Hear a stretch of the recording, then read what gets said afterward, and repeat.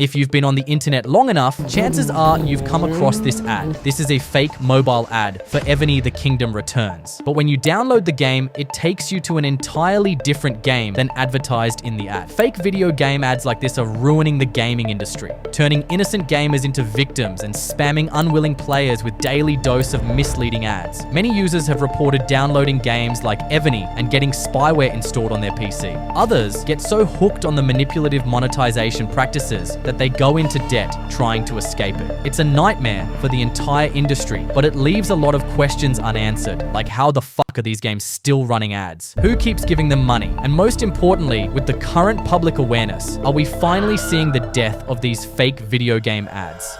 Can't trust anything, people. Guys, so this is the game everyone's been talking about. Evony, the King's Return. Didn't y'all believe that all those puzzle ads were fake? And there's no such game. But today, I finally found the game. Evony, the King's Return. I'd just like to point out that this game is number 3 in strategy on the Google Play Store. It makes the biggest mobile game developers billions of dollars every year. No, the treasure's gone. Shooting or puzzle? I think I'll try puzzle. Guys, you seem to have changed the games. Before you can understand how we got to this point where fetishes have become ads, you need to understand how it started in the first place. Fake video game ads can be tracked back to the early 2000s when studios used generic clickbait and highly sexualized images to drive traffic to free-to-play strategy games. Back then, the term sex sells was highly relevant and controversial enough to attract media attention and new players. Games like Blood Rain, Tomb Raider, Playboy the Mansion, X-Blades, and coincidentally enough, Evony Age 1 gained huge media popularity because of this. In 2009, Evony launched the Evony campaign using hot women to promote their city building to single guys. They used terms like "Come play my lord" or "Help save the queen" and other funny call to actions widely accepted at that time to get downloads. When they were asked why they took such controversial approach to selling a mobile game that has nothing to do with the ad, Tony Serrato, their marketing officer, said, "Of course, any multiplayer games only shines when there are a large number of players on the battlefield.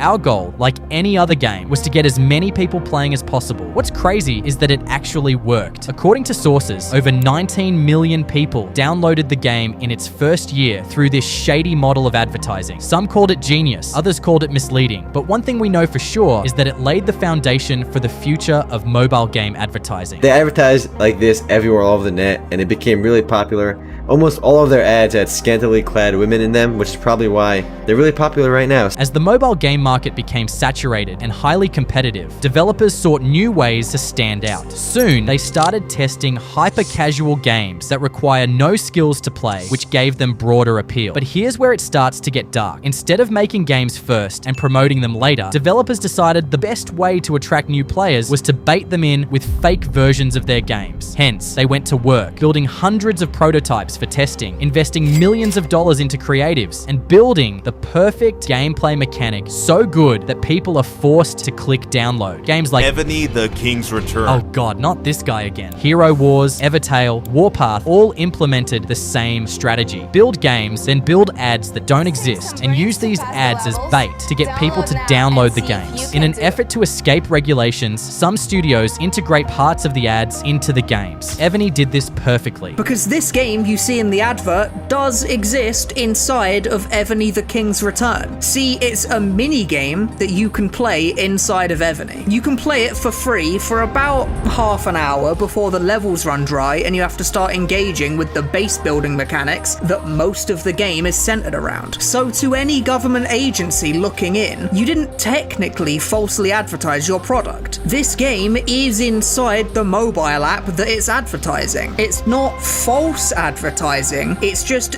disingenuous advertising. And it's pretty fucked up, but it works. Evony, the King's Return. This game looks just like it's advertised. I've got to use my brain to play this. And no, it's not illegal, but many people argue it should. There are many reasons mobile games do this: to reduce user acquisition costs, to get more downloads, and obviously to make money. And more money they make. Here comes the money.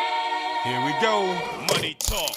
Here comes the money. Evony generated $300 million in 2022. Hero Wars parent company did almost $400 million, and the studio behind Warpath, Lilith Games, generated more than $16 billion in a single year from video games. You can see why they keep pumping out more fake mobile games like Clockwork. It's profitable, but it's not always sustainable. The hatred for these ads has skyrocketed within the past year alone, and studios are beginning to feel the weight. Evony the King has seen revenues fall from $380 million in 2022 to $290 million in 2024, despite their massive user growth. And Hero Wars has been banned in several countries to protect consumers. Even with their ruthless marketing, they are actually beginning to lose money as fake ads are losing relevance in the eyes of people. Leave me alone! There are 3 reasons this is happening. The first reason is that people simply do not care anymore. Back in 2008, a misleading ad featuring a hot girl would sell like hotcakes and get young men to download whatever app was being pushed. Today, hot girls on the internet are like stars in the sky, countless and impossible to miss no matter where you are online. So advertisers had to make things more controversial, like one I saw on TikTok where a woman lets a group of guys jump into her chest. I don't know, it's really weird. But the problem with this is that people have seen so many variations of this exact type of ad before that they automatically believe this is a scam too. And they'd be right. If you're watching this video, you've likely seen these ads 100 times yourself. They've obstructed your gameplay 1,000 times, and you're probably so used to these ads by now that it doesn't make a difference anymore. None of their ads would make you download the game because you watch internet education even though you've not subscribed yet. The bad news is they're not looking for people like you. Instead, they're targeting innocent users who spend a lot of time off the internet and are gullible enough to fall for these ads, using stuff like countdown timers, limited offers, and exaggerated claims to get them to download the game. They've spent years working on psychological tricks that are so annoyingly good, most people are forced to hit download out of curiosity. But the tricks are falling apart because as these games grow bigger and bigger, so does the number of people that fall for the ads, find out it's fake, uninstall it, and tell others about it either through reviews or word of mouth. Please, for the love of God, don't click on it. Players feel cheated, developers lose users, and the game gets bombarded with bad reviews, which prevents other users from downloading them. Here's the kicker. In the past, deceptive marketing like this worked, because even though most people uninstalled the games, a certain minority didn't. And that minority are usually known as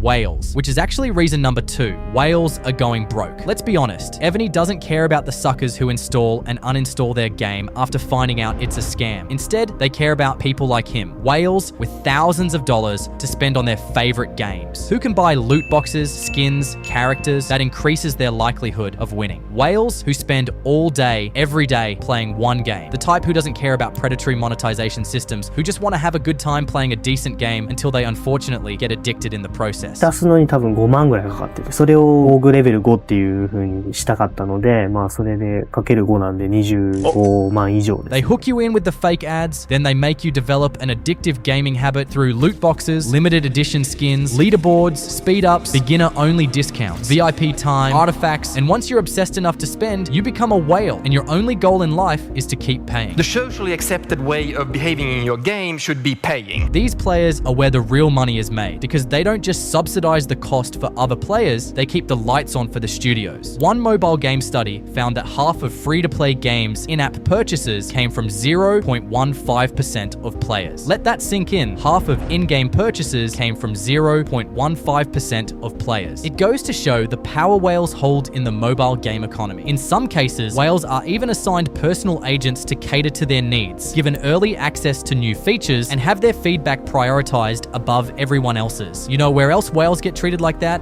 Casinos. They generate so much revenue for the house that it wouldn't make sense not to pamper them. But this is all changing. Year over year spending on games has dropped by almost 25% among Gen Z. Rising economic instability, layoffs, subscription fatigue, higher living costs, and the flood of predatory games have made people far more conservative with their money. Even regular gamers aren't spending like they used to, and who can blame them? The industry is in rough shape. The companies that were once considered trustworthy are turning their back tax on consumers with constant price hikes, slop, and incomplete games that somehow still cost $40 to play. In a way, the gaming industry's own incompetence has pushed young people to spend less on video games, and even less on mobile games with already damaged reputations, ultimately hurting the studios that rely on them. Young adults are spending less on video games due to the current economic pressure. New research shows that 18 to 24-year-olds in the US are spending significantly less on video games in 2025 compared to last year. Spending on games in April dropped nearly 25% year over year among this age group. Other categories like accessories, tech, and furniture also saw declines, but games took the biggest hit. Analysts suggest economic pressures such as student loan repayments and a tough job market are forcing younger consumers to cut back. This trend could spell trouble for the gaming industry, especially as traditional game sales slump.